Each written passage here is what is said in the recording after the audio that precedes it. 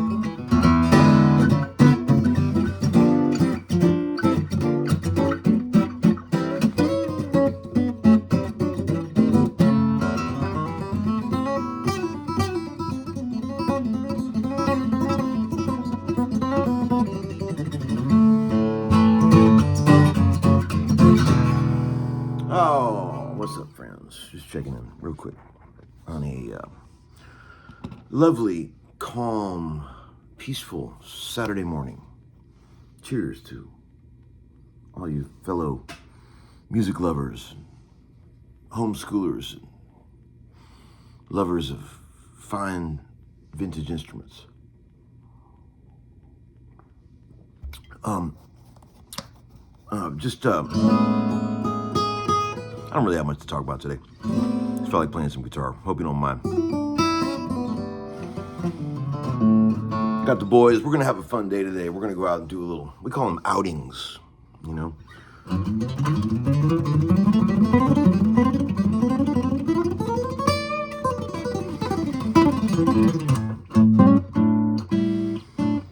We just go out and do a bunch of errands, you know. We just say, boys, you wanna go out on an outing? That's what we say.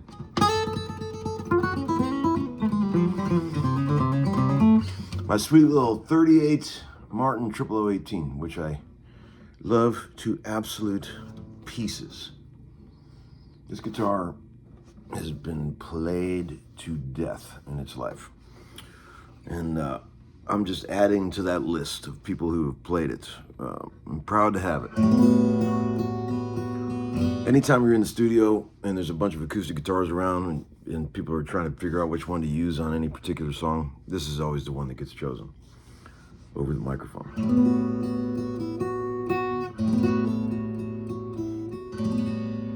It's the perfect blend between richness and compartmentalized containment. You see what I'm saying? I think that's what engineers are looking for more than anything, and that's what microphones are looking for. They want richness and fatness and velvet hammers, but if it's too much, they get spooked. Buku. They say buku richness, and they run away screaming.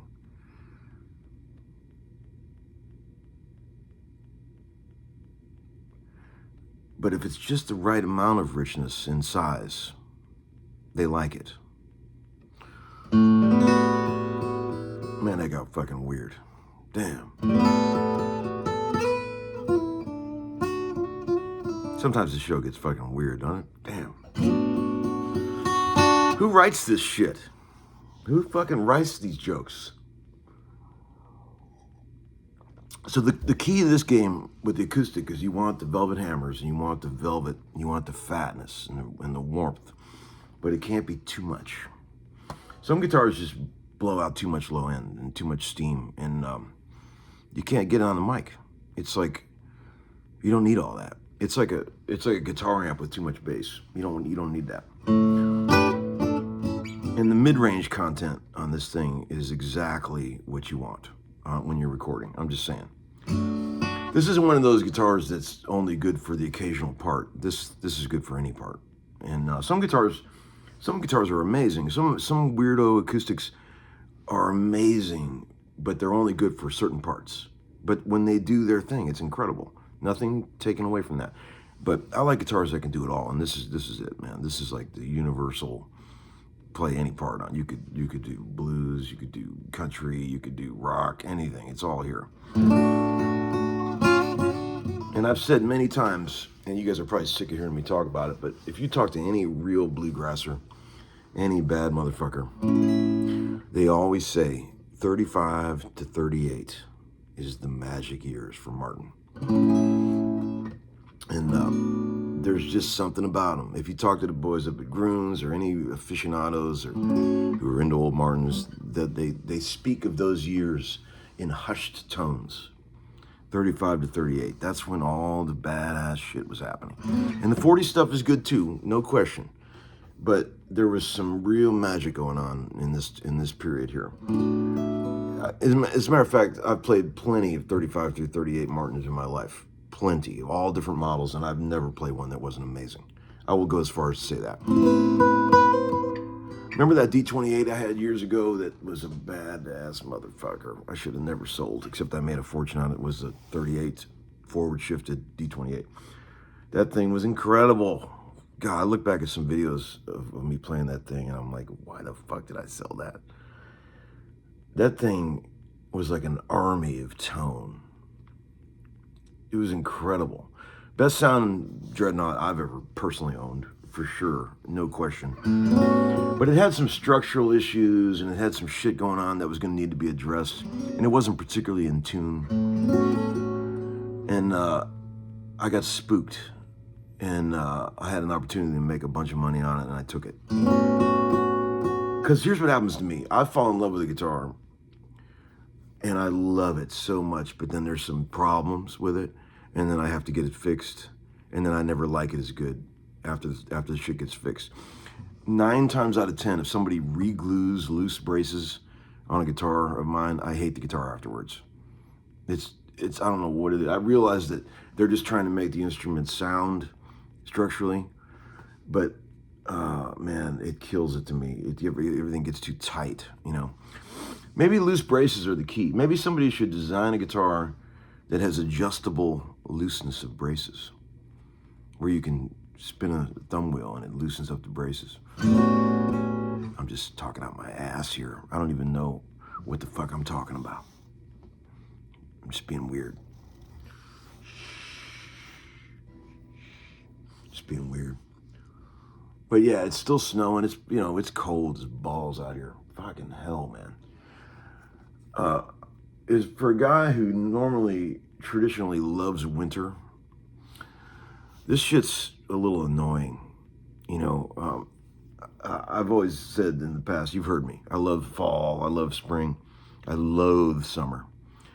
I could handle a couple of days of summer right now. I'm just saying. It wouldn't be so bad right now. I will say, since I got the pool, I don't hate summer nearly as bad as I used to. So maybe that's the key.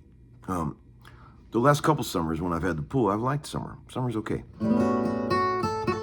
But boy, I'll tell you what, as I've said, and you guys are sick of hearing me saying it, trying to raise two little boys in 110 degree, 90% humidity heat without a pool is a fucking nightmare. Okay, so that's where I'm at with that. C6, major 9. Here's a good chord. A D with everything. I just call that a D with everything. D with the kitchen sink. 554600. D kitchen sink.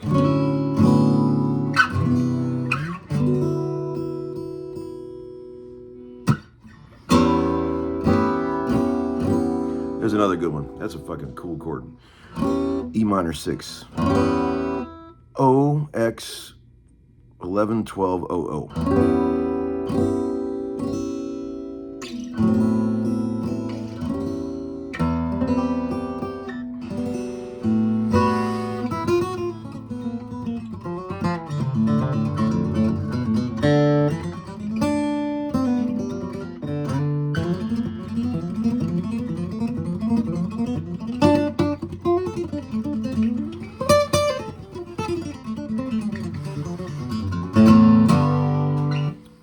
Yes, there you go, friends. This is getting too long. I better hang up. But I hope you enjoyed. I know I didn't say nothing. I'm sorry. This is kind of a dud of an episode, but who gives a fuck? We're still alive. We're still celebrating life, you know. I think about that every day, man. Every day I get my ass out of that bed and I'm able to walk to the coffee machine without great pain, and everything is pretty normal. I thank the Lord for that, for those days, my friends, and you should too. It doesn't take much looking around to realize how good we all have it, friends. It doesn't. So maybe that's the point of this episode, right there. Put that in your pipe and smoke it. All right, friends. Peace out. Have a great day. Enjoy.